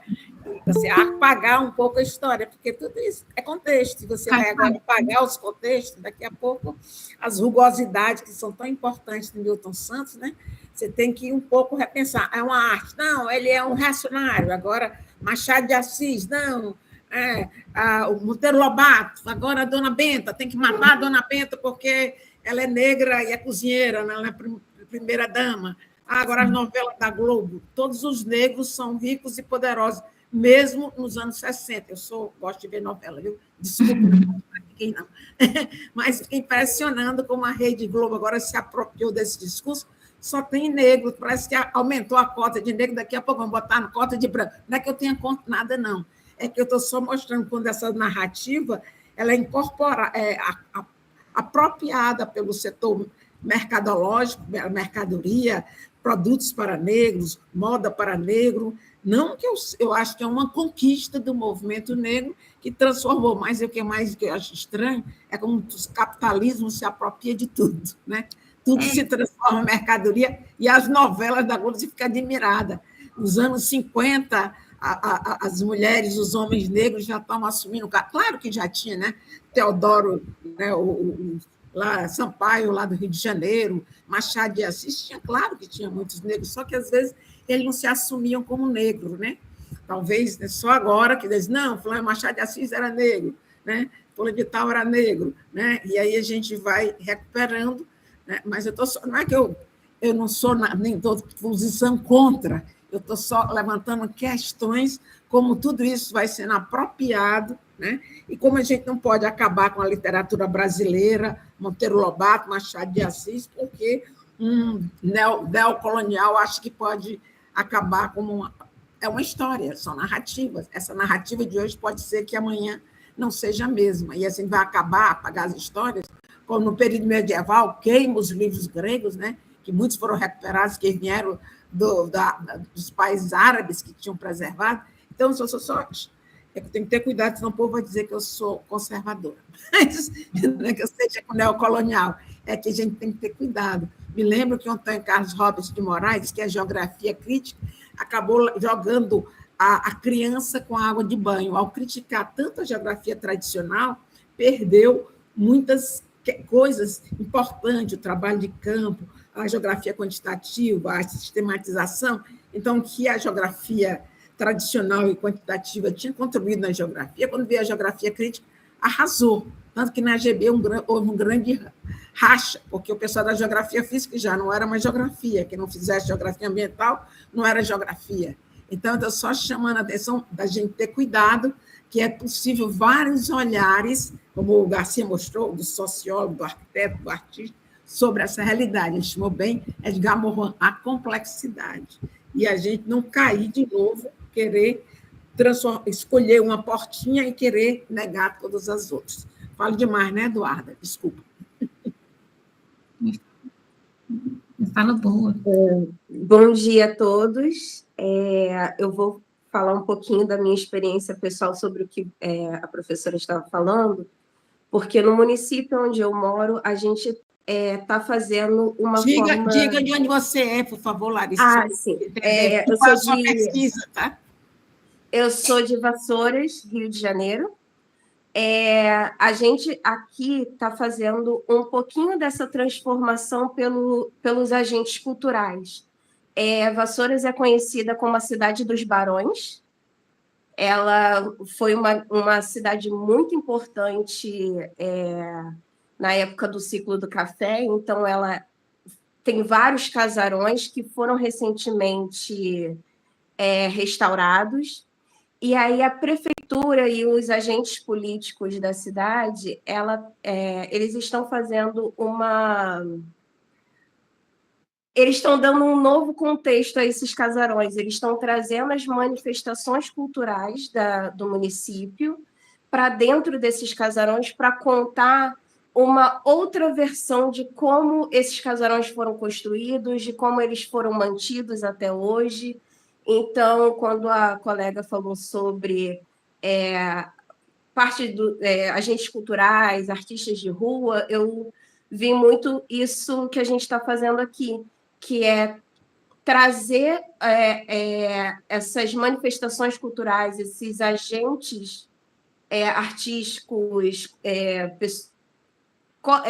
assim, manifestações que a própria população vê como importante para dentro de espaços importantes, e a gente está vendo o quanto isso é modificador para a cidade, para a visão da população sobre a própria história.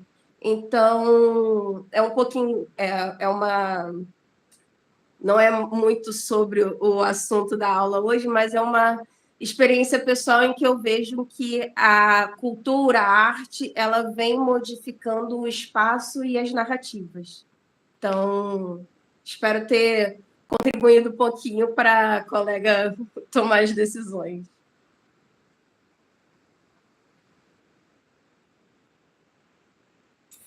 Só para contribuir e contar um pouco a minha experiência, eu venho da UFCG, sou graduado na UFCG, licenciatura em Geografia, e teve um período na UFCG, com essas novas modernidades da geografia, se abandonou tanto a geografia física, que quase nenhum aluno saía da UFCG sem saber fazer mapas, sem discutir geografia física, por mais que a pessoa esteja na linha de pesquisa de geografia humana ou cultural, enfim, em uma sub-área da geografia humana, soubesse dialogar com a geografia física. Eu fui um dos que saiu da UFCG, indo para a geografia física e fazendo trabalhos sobre geografia física. E hoje a UFCG tenta resgatar, tenta recuperar esse conhecimento, essa filosofia que não consegue. Ainda não consegue produzir em grande quantidade, porque lá saem 40 TCCs do ano, 2 são geografia física, o resto é geografia humana ou ensino.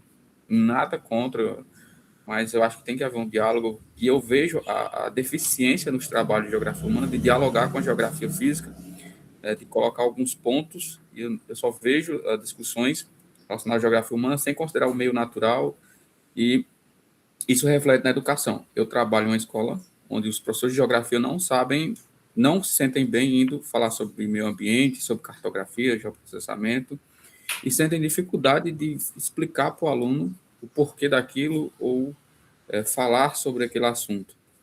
Eu sou um dos poucos que gosto de falar, falo de tudo que estiver da geografia, e a gente vê que essas falas, essas questões de decolonialismo e tudo mais, pode ser até uma estratégia de esquecer o passado, de esquecer algumas coisas que deveriam permanecer, porque o colonialismo é algo que é dolorido, que a gente sabe que aconteceu, que foi trágico para o Brasil, trágico para a humanidade, mas que devem ser lembradas cotidianamente. E as estátuas, elas não têm vida, então elas estão ali apenas para fazer um lembrete da gente que aquilo aconteceu. Eu acho que, por mais que a gente fale de colonialismo e tudo mais, desprender de algumas culturas que vieram nos colonizar, mas ela está para nos lembrar daquilo, não para que a gente, derrubando aquilo, vá apagar. Não vai. Já está impregnado na gente, já aconteceu, não tem como tirar da história, independente da nossa vontade. E olha que nós somos só seres humanos, a gente não é Deus ainda para poder apagar da história como uma borracha mágica. Era isso. Só um comentário, desculpe aí falar. O Jussier falou um pouco da questão da geografia física, né? Eu estava na GB no auge, participei de 78, vamos trazer para Fortaleza os 50 anos do encontro de geografia de 78, que deu um grande marco na geografia crítica brasileira, e aí depois disso eu participei muito das gestões coletivas, da participação, e a professora Wanda Claudino Salles, ela sempre brigou muito dentro da GB pela redução do espaço da geografia física. Isso fez com que a forma como a GB democratizou-se, criou as várias associações de geografia, simpósio de geografia urbana, de geografia agrária, de geomorfologia, de quaternário, de climatologia. Então, é importante que tenha surgido, né? Mas, no momento, a GB dava conta de tudo, e ao ela reduzir muito só a geografia humana, gerou esses grandes fragmentos. Na época, eu me lembro do Rui Moreira, que era a grande briga da Wanda Claudino Salles com o Rui Moreira, sobre a defesa da geografia física. E hoje a gente vê que ela, junto com outros colegas, criou a Associação Brasileira de Geografia Física, e sempre quem está lá discutindo a geografia física está o Marcelo de Souza, está o Rui Moreira, que é o quê? É essa preocupação em integrar a geografia física e a geografia humana. Eu vou botar aqui o link da Associação Brasileira de Geografia Física, da professora Wanda, que ela está sempre nas redes sociais divulgando essa preocupação. Então, isso, dos anos 80, ela foi secretária da GB em 86, eu acho, 88. O professor Zé Borzachello foi presidente da GB aqui do Ceará. E, na época, eu me lembro das grandes brigas dentro da GB para garantir o espaço para a geografia física. Que a gente, que a gente tem que ver, né, como que Tari chamou a atenção, é a complexidade. Não é só a geografia física que dá conta de tudo, nem a geografia humana, nem a geografia positivista, neopositivista e crítica. O mundo é complexo, então vários olhares vão ajudar a compreender isso. Viu, José? Vou botar aqui o nome da professora Wanda para você segui-la. Obrigado, professora. Ela já foi professora lá do programa da UVA. Eu conheço ela. Então você já conhece, ela está seguindo já então. Já conheço ela. Siga ela, que ela tem muitas atividades. Olá, bom dia. Meu nome é Nayara, eu estou no meu 4º ano de doutoramento aqui pela Universidade Estadual do Centro-Oeste, Guarapuava, Paraná. Eu venho estudando na minha tese os parques tecnológicos em operação aqui do Paraná, né? A gente tem 11 parques, mas desses 11 a gente tem 8 que estão em operação. Então, eu não trabalho com os parques da capital, né? Somente procuro entender essa dinâmica do interior do estado. E aí, assistindo a tua aula hoje, parabéns, né? Nos faz pensar além do meio técnico, científico e informacional, que eu trago esse conceito na discussão, mas quando você apresenta ali esse substrato espacial material, né? Com essa outra, é um conceito que se aproxima, mas nos faz pensar todo esse dinamismo para os parques, né? Ajuda a gente ter esse olhar que vem se complementando, né? E aí, quando você vai trabalhando essa questão dos conceitos, pelo menos na minha tese, quando eu comecei, né, aparecem lá economia do conhecimento, nova economia que o Castells trabalha, né? Aparece a economia, nova economia do conhecimento, economia baseada em conhecimento. Aí a gente vai vendo como que esses conceitos, na maioria das vezes, eles querem dizer a mesma coisa, né? Outra coisa, quando você apresenta os conceitos, me veio muito na discussão da minha tese, os ecossistemas de inovação. Alguns autores fora da geografia trabalham muito com habitats de inovação, que são conceitos que se complementam, né?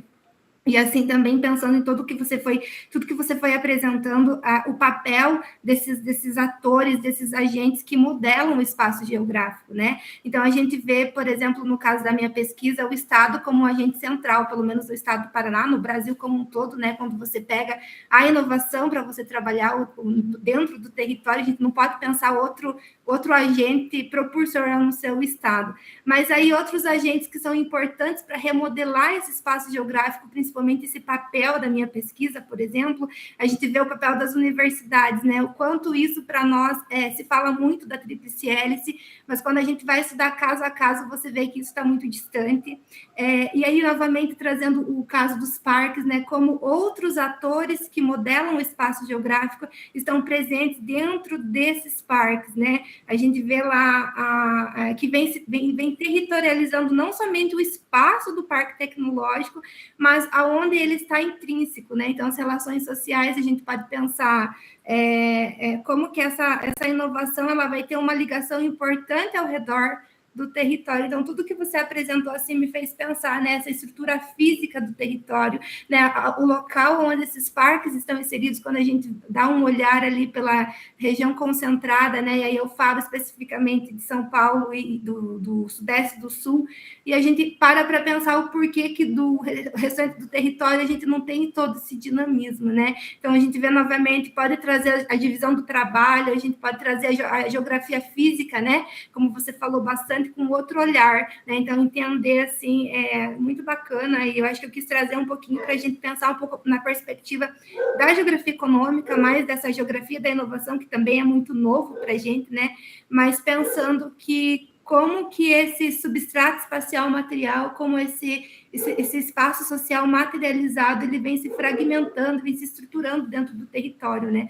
E aí, como você falou e mostrou a perspectiva do autor, né? É justamente isso, a gente não pode pensar a geografia somente pelo lado da geografia humana, né? Mas a gente tem que olhar o lado da geografia física articulada, essas infraestruturas, né? As redes técnicas, que vai dar todo esse dinamismo, talvez, para a minha pesquisa, eu acredito que de outros colegas também que estão numa pesquisa parecida, ou que estão, né, pensando a tentar entrar nessa temática. E, assim, por fim, também trazer dentro dessa questão cultural, dentro desses parques, a gente vê muito, pelo menos no Paraná, alguns deles, a questão da economia criativa, né? Como que esse cultural vem se aproximando dentro desses parques, né? Essa perspectiva do design, das mídias, né? Como esse cultural vem se aproximando da inovação. Então, assim, eu acho que para a gente pensar também por essa perspectiva do econômico, do inovador, não sei, do global. Tá? Obrigada.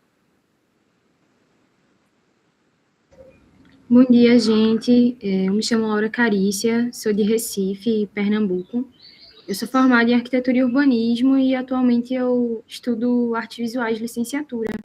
Estou aqui porque eu entendo que a geografia é um lugar que é importante assim, para o que eu venho pesquisando, que tem a ver com a presença indígena na região metropolitana do Recife, a militância negra e indígena também durante a ditadura civil-militar empresarial. E eu gostei muito, assim, desse encontro de hoje, dos caminhos que a discussão foi tomando, né? Eu entendo que essa linearidade e essas categorias que a professora também trouxe, elas, por vezes, se instrumentalizam como um projeto para que a gente realmente não relacione e dessa relação consiga combater essas estruturas de poder que operam sobre o espaço, né? Então, essa dimensão da geografia física que vocês trouxeram e que, por vezes, se afasta da geografia cultural, da geografia humana, eu acho que isso, inclusive, acontece em várias outras áreas de atuação. Hoje, fazendo licenciatura em artes visuais, por vezes, eu sinto que querem que eu não fale tanto de terra, que eu não traga essa perspectiva urbana. E como pessoa indígena, para mim, isso é indissociável. E, na verdade, mesmo sendo indígena, sou de Recife, sou da capital, não sou uma pessoa que fui criada, né? Eu estou nesse processo de retomada étnica e também territorial, sobretudo territorial, nas periferias, né? Em que a gente também é forjado para não entender por que é que todo ano tem chuva e o morro está caindo, sabe? E se eu não tiver uma dimensão nesse lugar, como é que eu vou conseguir atuar, sabe?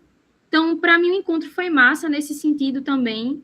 Eu também estou no processo, assim, de entender onde é que eu quero fazer meu mestrado. Não sei se eu faço em geografia, se eu faço em artes visuais, se eu faço em urbanismo. Então, eu gostei muito, assim. Recentemente, eu participei de um encontro que foi do IFPE daqui, o NEAB do IFPE daqui, que realizou junto com o GENI, que é um grupo de estudos de geografias negras e indígenas da UFPE. E o nome do curso era de Terreiro para Terreiro, em que a gente visitou vários terreiros daqui, de Pernambuco, da região metropolitana. E o pessoal também é de geografia, de várias áreas, tá ligado? E aí, essa relação foi sempre trabalhada. Eu entrei em contato, por exemplo, com a discussão das sementes crioulas. Então, acho que é um pouco isso assim, que eu gostaria de comentar. Não sei se contribuir aí para o debate, mas agradecer, que eu gostei muito, assim, e vou continuar vindo nos próximos encontros. Obrigada.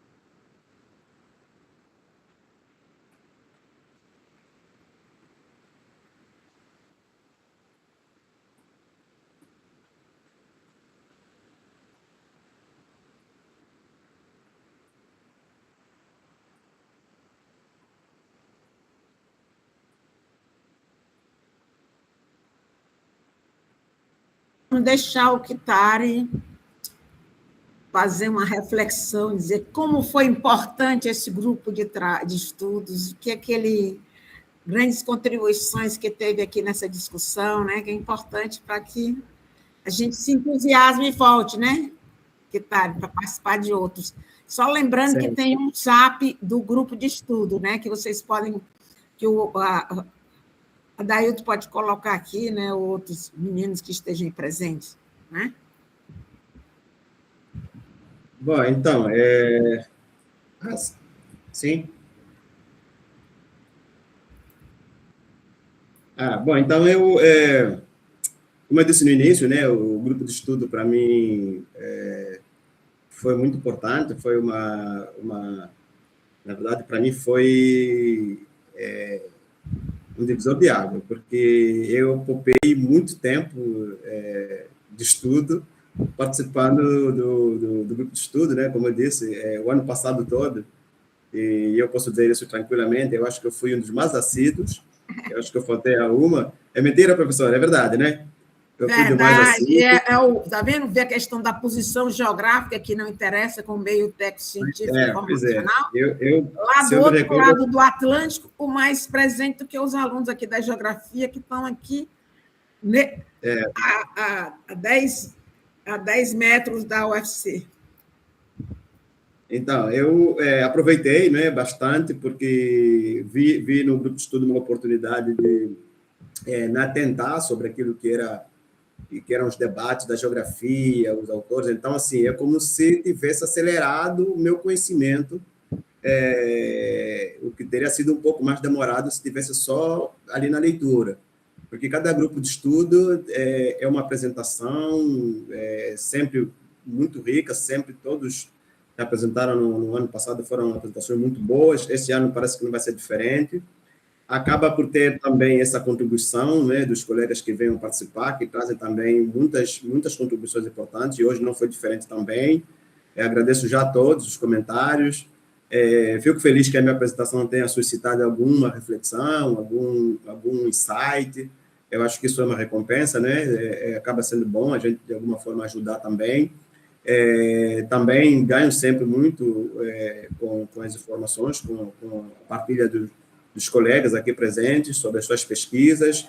É sempre bom ter essa representação do Brasil gigante, não é? De várias partes do Brasil. Aqui no nosso grupo de estudo está crescendo cada vez mais. Então, eu, na verdade, para resumir, sou grato ao grupo, não é? Ao LAPUR, que para mim digamos assim, é uma grande ajuda. Eu vou continuar sendo assíduo porque acelera o meu conhecimento em geografia. Apesar das aproximações, ainda são campos que não se relacionam bem, né, vamos assim dizer. Então, são campos próximos, mas de costas viradas. Isso faz com que quer o geógrafo, quer o sociólogo, que quer entender o outro lado, tenha que se esforçar bastante. E o interessante de tudo isso, ou melhor, o engraçado é que operamos sobre o mesmo objeto, praticamente, né? É a sociedade que nos interessa. E a sociedade é isso, é espaço físico, são as relações sociais. Nós, na geografia, e só para trazer um pouco também nós da sociologia, usamos, eu já falei isso uma vez, numa outra ocasião, eu, pelo menos, me dei conta de que eu usava muitos conceitos da sociologia, a gente usa muitos conceitos sem refletir. Por exemplo, território, para os sociólogos, não é território só acabou. Então, assim, a gente pressupõe que todo mundo sabe o que é o território. Quando eu comecei a estudar geografia, eu não percebi que território é um debate amplo, complexo, e pode ser entendido de várias perspectivas. Então, na verdade, a geografia me permitiu revisitar vários conceitos que, para mim, já eram usuais na sociologia, mas sobre os quais nunca tinha refletido com alguma atenção. Então, está sendo muito enriquecedor para mim essa partilha com os colegas da geografia, da arquitetura, do urbanismo, essa gama, essa diversidade de áreas que a geografia acaba aglutinando. E a cada sala de aula, a cada encontro de geografia, é um encontro com arquitetos, com urbanistas, com literários, e isso é muito interessante, é muito rico. Eu gosto muito disso, porque nós aprendemos muito em pouco tempo por isso. Então, eu encerraria reiterando meus agradecimentos à professora Clélia, que sempre está presente, sempre dando muita força, também presencialmente, tem sido muito carinhosa comigo na geografia, no LAPUR, tem sido uma pessoa muito atenta, muito presente, já devolvo aqui a nossa energia, né? A nossa terra agradece pelos cuidados, pela atenção. Agradecer também a todos os colegas do LAPUR, ao Adaildo, por ter feito a sala comigo, por ter participado, ter me ajudado aqui na apresentação. E dizer que foi um prazer estar com todos vocês. Provavelmente vamos nos encontrar nos outros encontros. É isso.